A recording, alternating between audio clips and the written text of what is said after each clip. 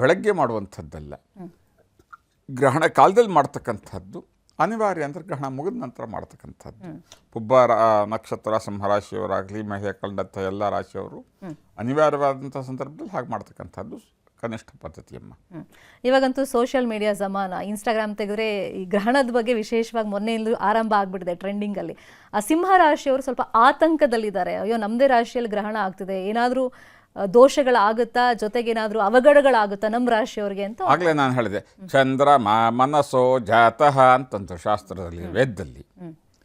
ಚಂದ್ರ ಮನಸ್ಸಿಗೆ ಅಧಿಪತಿ, ಮನಃಕಾರಕ, ಮನಸ್ಸಿಗೆ ಅಧಿಪತಿ. ಸಿಂಹರಾಶಿಯವರು ಸ್ವಲ್ಪ ಗ್ರಹಣ ಇರೋದ್ರಿಂದ ಮಾನಸಿಕವಾಗಿ ಒಂದು ಸ್ವಲ್ಪ ತೊಳಲಾಟ ಇರುತ್ತೆ. ಈ ಸಮೂಹ ಮಾಧ್ಯಮ ಇದಾವಲ್ಲ, ಅಂದರೆ ಟಿ ವಿಯ ಸಹಿತವಾಗಿ ಇನ್ಸ್ಟಾಗ್ರಾಮು ಇತ್ಯಾದಿ ಏನೇನೋ, ಅದು ನನಗಂತೂ ಅದು ಯಾವುದ್ರ ಪರಿಚಯವಿಲ್ಲ, ಫೇಸ್ಬುಕ್ ಇತ್ಯಾದಿ ಇತ್ಯಾದಿ.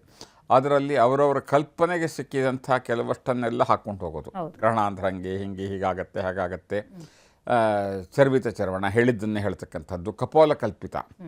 ಅವ್ರ ಮನಸ್ಸಿಗೆ ಏನೋ ಒಂದು ಕಾಣುತ್ತೆ, ಅದನ್ನೇ ಏನೋ ಯಾರೋ ಹೇಳಿದರು ಅಂತ ಬರೆಯೋದು. ಇನ್ನು ಸೋಕಾಲ್ಡ್ ಗುರೂಜಿಗಳು ಅಂತ ಹೇಳಿ ಎಲ್ಲ ಕೂತ್ಕೊಂಡಿರ್ತಾರಲ್ಲ, ಬೇರೆ ಬೇರೆ ಕಾವಿ ಬಟ್ಟೆಗಳನ್ನು ಹಾಕ್ಕೊಂಡು ಮಾಧ್ಯಮಗಳಲ್ಲಿ ಅಲ್ಲಿ ಇಲ್ಲಿ ಅವ್ರುಗಳೇನೋ ಒಂದಿಷ್ಟು ವ್ಯಾಪಾರೀಕರಣ ಮಾಡ್ಕೊಳ್ತಾರೆ, ಗ್ರಹಣವನ್ನು ವ್ಯಾಪಾರೀಕರಣ ಮಾಡ್ಕೊಳ್ಳುವಂಥ ಪ್ರಯತ್ನ ಇತ್ಯಾದಿಗಳೆಲ್ಲ ನಾವು ಕಾಣಬಹುದು. ಇದು ಯಾವುದಕ್ಕೂ ಏನು ಮಹತ್ವ ಕೊಡಬೇಕಾದಂಥ ಅವಶ್ಯಕತೆ ಇಲ್ಲ, ಅದು ಯಾವುದೂ ಆಗೋದಿಲ್ಲ. ಏನು ಅವರು ಸಿಂಹರಾಶಿಯವರಿಗೆ ಏನೋ ಆಗಿಬಿಡುತ್ತೆ, ಅದು ಏನಾಗತ್ತೆ, ಏನು ಅಂಥದ್ದೆಲ್ಲ ಹೇಳುವಂಥದ್ದೇನೂ ಆಗೋದಿಲ್ಲ. ಇದನ್ನ ನಂಬದೇನೆ ಇದ್ದವರಿಗೆ, ತಿಳುವಳಿಕೆ ಇಲ್ಲದೆ ಇದ್ದವರಿಗೆ, ಗೊತ್ತಿಲ್ಲದಿದ್ದವರಿಗೆ ಏನಾಗುತ್ತೆ. ನಿಮಗೆ ಸಿಂಹರಾಶಿ ಅಂತಲೇ ನಿಮ್ಗೆ ಗೊತ್ತಿರಲ್ಲ. ಈಗ ನಾನು ಇಲ್ಲಿಗೆ ಬರಬೇಕಾದ್ರೆ ಪಾಪ ನಮ್ಮನ್ನು ಕರ್ಕೊಂಡು ಬರ್ತಾ ಇದ್ದ ಚಾಲಕಂದು ಒಂದು ಪ್ರಶ್ನೆ ಇತ್ತು, ಸ್ವಾಮಿಗಳೇ ನನಗೆ ಗ್ರಹಣದಿಂದ ನನಗೇನಾದ್ರು ಗ್ರಹಣ ಹಿಡಿಯತ್ತಾ ಅಂತ ಕೇಳೋದು. ಇಲ್ಲಪ್ಪ ನಿಂಗೇನು ಗ್ರಹಣ ಹಿಡಿಯಲ್ಲ, ಏನೋ ನಾಡ್ದೇನೋ ನನ್ನ ರಾಶಿಗೆ ಹಿಡಿಯುತ್ತೆ ಅಂದಿದ್ದಾರೆ. ನನ್ನ ಹೆಸರು ಎಂಥದೋ ಪಾಪ ಹೆಸರು ಮರ್ತು ಬಿಟ್ಬಿಟ್ಟೆ, ಏನೋ ಒಂದು ಹೆಸರು ಹೇಳೋದು. ಆ ರಾಶಿಯವರಿಗೆಲ್ಲ ಗ್ರಹಣ ಬಂತಲ್ಲ, ಆ ಹೆಸರಿನವರಿಗೆಲ್ಲ ಯಾರಪ್ಪ ಹೇಳಿರು ಅಂದೆ.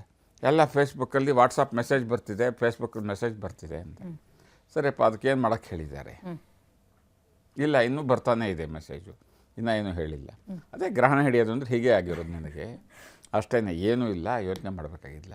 ಆದ್ದರಿಂದ ಮಾಧ್ಯಮಗಳಲ್ಲಿ, ಅದರಲ್ಲೂ ಈ ಕಪೋಲ ಕಲ್ಪಿತವಾಗಿರ್ತಕ್ಕಂತಹ ಇನ್ಸ್ಟಾಗ್ರಾಮು, ಫೇಸ್ಬುಕ್ಕು ಇತ್ಯಾದಿ, ವಾಟ್ಸಾಪು ಇತ್ಯಾದಿಗಳು ಬರ್ತಕ್ಕಂಥದ್ದು ಮಾಹಿತಿಗಳು ಬಹಳಷ್ಟು ಅದು ತಪ್ಪು ಕಲ್ಪನೆಗಳಿಂದ ತಪ್ಪಾಗಿ ಕೂಡಿರ್ತಕ್ಕಂಥದ್ದೇ ಜಾಸ್ತಿ ತುಂಬಿದೆ. ಅದಕ್ಕೆ ವೈರಲ್ ಆಗತ್ತೆ, ಅಂಥದ್ದಕ್ಕೆ ವೈರಲ್ ಆಗುವಂಥದ್ದು ಅದು ವೈರಲ್ ಆಗುತ್ತೆ. ಅವ್ರುಗಳಿಗೆ ಈಗ ಈ ಟ್ರೆಂಡ್ ನೋಡಿದರೆ ದರ್ಬೆ ಅಂದರೆ ಏನು ಅಂತ ಹುಡುಕಕ್ಕೆ ಶುರು ಮಾಡಿದ್ದಾರೆ. ವಾಟ್ ಈಸ್ ದರ್ಬೆ ಅಂತ, ಅದಕ್ಕೆ ಏನೇನೋ ಅರ್ಥ ಕೊಡುತ್ತೆ. ಈ ಕೆಲವಷ್ಟು ಜನ ಕಪೋಲ ಕಲ್ಪಿತವಾಗಿ ಅವ್ರವ್ರ ಮನಸ್ಸಿಗೆ ಬಂದಿದ್ದನ್ನು ಬರೆದು ಅಪ್ಲೋಡ್ ಮಾಡ್ತಕ್ಕಂಥದ್ದು, ಆ ಅಪ್ಲೋಡ್ ಮಾಡುವಂಥ ವ್ಯವಸ್ಥೆ ಈ ಮಾಧ್ಯಮದಲ್ಲಿರೋದ್ರಿಂದ, ಹಾಗಾಗಿ ನಾವಿಲ್ಲಿ ಈ ಒಂದು ಅತ್ಯಂತ ಜನಪ್ರಿಯ ವಾಹಿನಿಯಲ್ಲಿ ಕೂತು ಮಾತಾಡ್ತಾ ಇರೋದರ ಉದ್ದೇಶ ಆ ತಪ್ಪು ಕಲ್ಪನೆಗಳಿಂದ ಜನಗಳನ್ನು ದೂರ ಮಾಡಬೇಕು. ಈಗ ಗ್ರಹಣದಿಂದ ನಿಮಗೇನು ದೊಡ್ಡ ಮಟ್ಟದ ತೊಂದರೆ ತಾಪತ್ರಗಳು ಅಂತೇನು ಬರೋದಿಲ್ಲ. ಸಣ್ಣ ಪುಟ್ಟ ಸಮಸ್ಯೆಗಳು ಬರ್ತಕ್ಕಂಥದ್ದು ಮನುಷ್ಯ ಜೀವನದ ಸಹಜವಾದಂತಹ ಬದುಕಿನಲ್ಲಿರ್ತಕ್ಕಂಥದ್ದು. ಇನ್ನಷ್ಟು ಶುಭವಾಗಲಿ, ಇನ್ನಷ್ಟು ಶ್ರೇಯಸ್ಸಿಗಲಿ, ಇನ್ನಷ್ಟು ಸಮೃದ್ಧಿಯಾಗಲಿ ಅಂಥೇಳಿ ಅವಕಾಶ ಸಿಕ್ಕಿದಾಗೆಲ್ಲ ಭಗವಂತನ ಚರಣಕಮಲಗಳಲ್ಲಿ ಪ್ರಾರ್ಥನೆ ಮಾಡ್ಕೊಳ್ತಕ್ಕಂಥದ್ದು. ಗ್ರಹಣದ ಒಂದು ಆಚರಣೆ ಮಾಡಿ ಆ ಗ್ರಹಣ ಸಮಯದಲ್ಲಿ ನಮಗೆ ಇನ್ನಷ್ಟು ಶುಭವಾಗಲಿ, ಇನ್ನಷ್ಟು ಒಳ್ಳೆಯದಾಗಲಿ, ನಮ್ಮ ಗ್ರಹಚಾರಗಳು ಪರಿಹಾರವಾಗಲಿ ಅಂತ ಕೇಳ್ಕೊಳ್ತಕ್ಕಂಥದ್ದು. ಏನೋ ಸಣ್ಣ ಪುಟ್ಟ ಸಮಸ್ಯೆಗಳು ಬರೋದಿದ್ದರೂ ಈ ಗ್ರಹಣದಿಂದ ಅದರಿಂದಲೂ ದೂರವಾಗ್ತಕ್ಕಂಥ, ಅದರಿಂದ ಮುಕ್ತ ಆಗ್ತಕ್ಕಂಥ, ಅದರಿಂದ ಆ ಕಷ್ಟಗಳಿಂದ ನಿವೃತ್ತಿ ಆಗ್ತಕ್ಕಂಥ ಒಂದು ಪ್ರಯತ್ನದ ಫಲವಾಗಿ ಒಂದಿಷ್ಟು ಪೂಜೆ, ದಾನ, ಧ್ಯಾನ ಇತ್ಯಾದಿಗಳನ್ನು ಹೇಳಿರ್ತೇವೆ. ಹೊರತಾಗಿ ಮಾಡದೇ ಇದ್ದು ಮಾತ್ರಕ್ಕೆ ನಾವು ಮುಳುಗೋಗ್ಬಿಡ್ತೀರಾ. ಆ ಗ್ರಹಣ ಕಾಲದಲ್ಲಿ ನೀವು ಆಚರಣೆ ಮಾಡಲಿಲ್ಲ ಅಂದ ಮಾತ್ರಕ್ಕೆ ನೀವು ನಾಳೆ ಬೆಳಗ್ಗೆ ಬದುಕಿರೋದಿಲ್ಲ.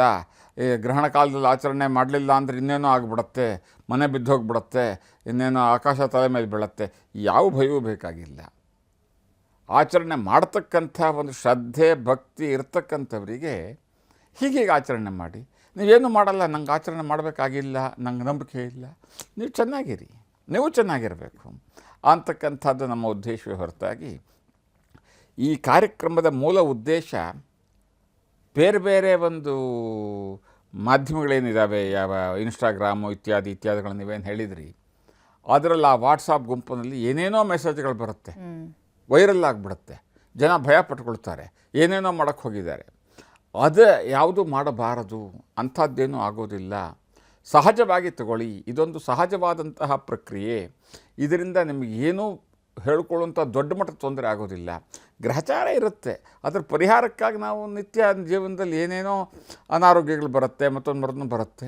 ಅದ್ರ ಪರಿಹಾರಕ್ಕಾಗಿ ಏನೋ ಒಂದು ಔಷಧ ತೊಗೊಳ್ತೀವಿ, ಮಾತ್ರೆ ತೊಗೊಳ್ತೀವಿ. ಅದೇ ಥರನೇ ಗ್ರಹಚಾರ ಬರುತ್ತೆ. ಇದರಿಂದ ಅದಕ್ಕೆ ಪರಿಹಾರಕ್ಕಾಗಿ ಏನೋ ಕೆಲವಷ್ಟು ಉಪಾಯಗಳನ್ನು ಹೇಳಿದ್ದೀವಿ. ಅಷ್ಟು ಮಾಡಿಕೊಂಡು ದೇವತಾ ಧ್ಯಾನ ಮಾಡಿದರೆ ಸಾಕಾಗುತ್ತೆ ಅಂತಕ್ಕಂಥ ಒಂದು ಸ್ಪಷ್ಟವಾದ ಸಂದೇಶ ಕೊಡ್ತಕ್ಕಂಥ ಮೂಲಭೂತ ಉದ್ದೇಶವೇ ಹೊರತಾಗಿ ಇನ್ನೇನು ಗ್ರಹಣದ ಬಗ್ಗೆ ಭಯ ಹುಟ್ಟಿಸುವಂಥದ್ದು, ಭಯವನ್ನು ಹುಟ್ಟಿಸಿ ಇನ್ನೇನು ಹೇಳ್ತಕ್ಕಂಥದ್ದು ಅದಲ್ಲ ಅಂತಕ್ಕಂಥದ್ದು ಸ್ಪಷ್ಟವಾಗಿ ಹೇಳಿ ಬಯಸ್ತೇನೆ.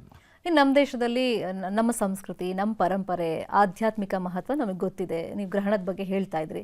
ಇನ್ನು ಬೇರೆ ದೇಶಗಳಲ್ಲಿ ಆಚರಣೆ ಹೆಂಗಿರುತ್ತೆ ಗ್ರಹಣ ಸಂದರ್ಭದಲ್ಲಿ ಗುರುಜಿ? ಈಗ ಗ್ರಹಣ ಅಂತಕ್ಕಂಥದ್ದು ವಿಶ್ವವ್ಯಾಪಿ.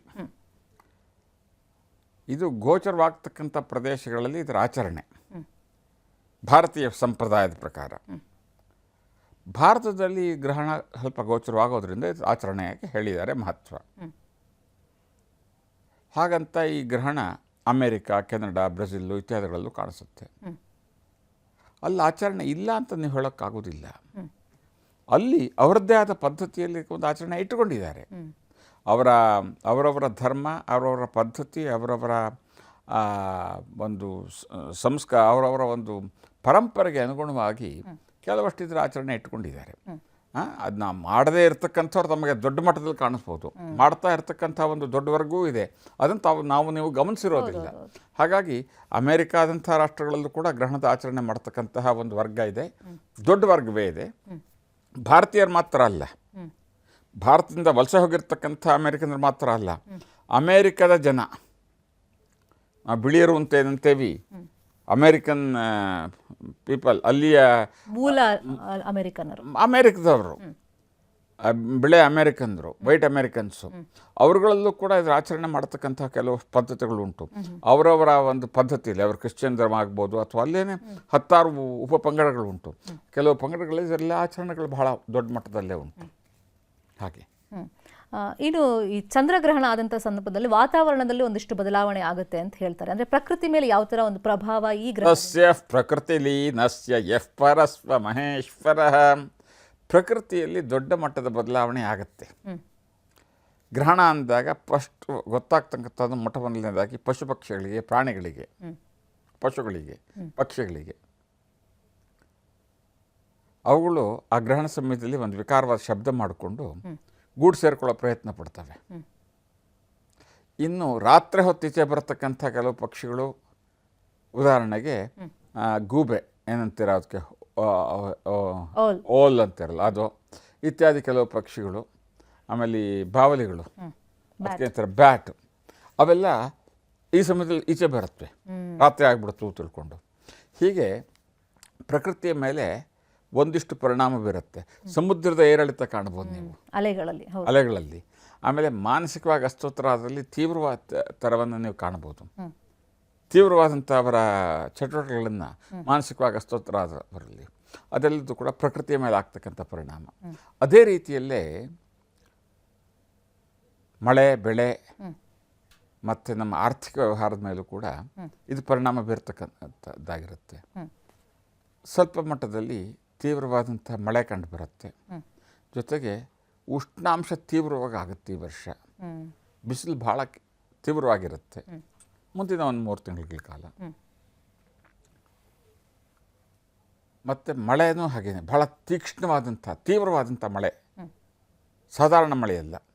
ಅರ್ಧ 1-1/4 ಗಂಟೆ ಆದರೂ ಕೂಡ 4-6 ಇಂಚ್ ಹೊಡೆದು ಬಿಡುತ್ತೆ. ಅಷ್ಟು ತೀವ್ರವಾದಂಥ ಮಳೆ. ಅದೆರಡನ್ನು ಈ ವರ್ಷ ನಾವು ಕಾಣ್ಬೋದು ಈ ಮುಂದಿನ 4-6 ತಿಂಗಳಲ್ಲಿ. ಇನ್ನು ಕೆಲವಷ್ಟು ಅಪರಾಧ ಚಟುವಟಿಕೆಗಳು ತೀವ್ರವಾಗ್ತಕ್ಕಂಥ ಸಂದರ್ಭ ಇದೆ ಈ ಒಂದು 15 ತಿಂಗಳುಗಳಲ್ಲಿ. ಮಾನಸಿಕವಾಗಿ ಸ್ಥಿಮಿತ ಕಳೆದುಕೊಂಡು ಸ್ವಲ್ಪ ಅಮಲ್ ಪದಾರ್ಥ ಸೇವನೆ ಮಾಡ್ತಕ್ಕಂಥವರಲ್ಲಿ ವಿಶೇಷವಾದ ಮಾನಸಿಕ ಕ್ಷೋಭೆ ಉಂಟಾಗಿ ಅವರಲ್ಲಿ ಒಂದಿಷ್ಟು ಕ್ರೌರ್ಯವನ್ನು ನಾವು ಕಾಣ್ಬೋದು. ಇದಿಷ್ಟು. ಇದಲ್ಲದೇ ಆರ್ಥಿಕ ಚಟುವಟಿಕೆ ಅಭಿವೃದ್ಧಿಯ ಪಥದಲ್ಲೇ ಸಾಗುತ್ತೆ, ಏನೂ ತೊಂದರೆ ಆಗೋದಿಲ್ಲ. ಇನ್ನು ಅಲ್ಲಲ್ಲಿ ಗುಂಪು ಘರ್ಷಣೆ ಅಥವಾ ದೊಡ್ಡ ಮಟ್ಟದ ಜನಸಮೂಹ ಒಂದೆಡೆ ಸೇರಿ ಪ್ರತಿಭಟನೆ ಮತ್ತು ಆ ಪ್ರತಿಭಟನೆ ಹಿಂಸಾರೂಪಕ್ಕೆ ಹೋಗ್ತಕ್ಕಂಥದ್ದು, ಈ ಎರಡನ್ನು ಕೂಡ ನಾವು ಕಾಣಬಹುದು. ಇನ್ನು ಯುದ್ಧೋನ್ಮಾದ, ಯಾವುದೋ ರಾಷ್ಟ್ರದ ಅಧ್ಯಕ್ಷರು ಯುದ್ಧಕ್ಕೆ ಹಣಿಸ್ತಾ ಇದ್ದಾರೆ, ತಪ್ಪಿಸ್ತಾ ಇದ್ದಾರೆ, ಅವರೇನೋ ಯುದ್ಧ ಮಾಡಿ ಅಂತ ಆರ್ಡರ್ ಮಾಡ್ತಕ್ಕಂಥದ್ದು, ಯುದ್ಧೋನ್ಮಾದ ಇತ್ಯಾದಿಗಳು ಈ ಗ್ರಹಣದ ಪರಿಣಾಮ ಅಂತ ಅಂದರೆ ತಪ್ಪಾಗಲಾರ್ದು. ಇನ್ನು ಚಂದ್ರ ಮನಃಕಾರಕ ಅಂತ ನೀವು ಆರಂಭದಲ್ಲೇ ಹೇಳಿದ್ರಿ. ಈಗ ನಮ್ಮನ್ನು ಆಳೋರ ಮೇಲೂ ಕೂಡ ಏನಾದರೂ ಪ್ರಭಾವ ಬೀರುತ್ತಾ, ರಾಜಕೀಯವಾಗಿ ಏನಾದರೂ ಬದಲಾವಣೆ? ಅವರು ಮನುಷ್ಯರೇ ಅಲ್ವಾ, ಮತ್ತು ಹಾಗಾಗಿ ಇದು ಗ್ರಹಗಳಿಗೆ ಅವನ ರಾಜ, ಇವನು ಮಂತ್ರಿ, ಇವನು ಸಹಾಯಕ, ಇವನು ಡ್ರೈವರು ಅಂತಕ್ಕಂಥ ಯಾವ ಭೇದವೂ ಇಲ್ಲ. ಪ್ರಕೃತಿಗೆ ಮತ್ತು ದೇವರುಗಳಿಗೆ ಆ ಯಾವ ಭೇದ ಭಾವವೂ ಇಲ್ಲ. ಎಲ್ಲರಿಗೂ ಕೂಡ ಇದರ ಪ್ರಭಾವ ಏಕಪ್ರಕಾರವಾಗಿ ಆಗ್ತಕ್ಕಂಥದ್ದು. ನೀವು ನಂಬಿ ನಂಬದೇ ಇರಿ, ಇದರ ಪ್ರಭಾವ ಇದ್ದೇ ಇರತಕ್ಕಂಥದ್ದು. ಗುರುಜಿ, ಚಂದ್ರ ಮನಃಕಾರಕ ನೀವಾಗಲೇ ಹೇಳ್ದಂಗೆ. ಮತ್ತೀಗ ಪರೀಕ್ಷೆ ಸಮಯ ಅಂದರೆ ಗ್ರಹಣ ಇದೆ, ಪರೀಕ್ಷೆ ಬರೀಲೇಬೇಕು, ಏನು ಮಾಡೋಕ್ಕಾಗಲ್ಲ. ಇಂಥ ಸಂದರ್ಭದಲ್ಲಿ ಈಗ PUC ಎಕ್ಸಾಮ್ ಸ್ಟಾರ್ಟ್ ಆಗಿದೆ, SSLCನೂ ಶುರುವಾಗುತ್ತೆ. ನೀವಂದರೆ ಇದು 3 ತಿಂಗಳು ಪ್ರಭಾವ ಇರುತ್ತೆ ಅಂತ. ಸೊ ಮಕ್ಕಳಿಗೇನು ಅಡ್ವೈಸ್ ಮಾಡ್ತೀರಾ? ನಮ್ಮ ಗ್ರಾಮೀಣ ಭಾಗದಲ್ಲಿ ಒಂದು ಗಾದೆ ಇದೆ, ಸುಂಕದವನ ಹತ್ರ ಕಷ್ಟ ಸುಖ ಹೇಳ್ಕೊಂಡೇನು ಪ್ರಯೋಜನ ಅಂತ. ಗ್ರಹಣ ಅಂತಂದ್ರೆ ಸರ್ಕಾರ ಕೇಳತ್ತೆಯೇ ಅಥವಾ ಎಕ್ಸಾಮ್ ಬೋರ್ಡ್ ಕೇಳ್ತಾರೆಯೇ? ಅವ್ರ ಪಾಡಿಗೆ ಅವ್ರ ಎಕ್ಸಾಮಿನೇಷನ್ ಟೈಮ್ ಟೇಬಲ್ ಹಾಕಿರ್ತಾರೆ. ಗ್ರಹಣಕ್ಕೂ ಪರೀಕ್ಷೆಗೂ ನಿರ್ದಿಷ್ಟವಾಗಿ ಸಂಬಂಧ ಕಲ್ಪಿಸ್ಲಿಕ್ಕೆ ಆಗೋದಿಲ್ಲ. ಆ ಸಂದರ್ಭದಲ್ಲಿ ಅವರು ಅಲ್ಲಿದ್ದು ಪರೀಕ್ಷೆ ಬರೀಬೇಕು, ಅದಕ್ಕೆ ಸಿದ್ಧತೆ ಮಾಡ್ಕೊಳ್ಬೇಕು, ಬರೆದಿರ್ತಕ್ಕಂಥದ್ದನ್ನು ಶ್ರೇಯಸ್ಸು ಸಿಗಬೇಕು. ಅದಷ್ಟಕ್ಕೆ ಹೊರತಾಗಿ ಗ್ರಹಣ ಕಾಲ ಇರೋದರಿಂದ ಪರೀಕ್ಷೆ ಬರೆಯೋಕ್ಕಾಗೋದಿಲ್ಲ ಅಂತ ನೀವು ಪ್ರಯತ್ನ ಪಡೋದು ಅಥವಾ ಅಪ್ಲಿಕೇಶನ್ ಕೊಡೋದು, ಗ್ರಹಣ ಇರೋದರಿಂದ ಪರೀಕ್ಷೆ ಪೋಸ್ಟ್ಪೋನ್ ಮಾಡಿ ಅಂತಲೋ, ಅವೆಲ್ಲ ಆಗದೇ ಇರತಕ್ಕಂಥದ್ದು.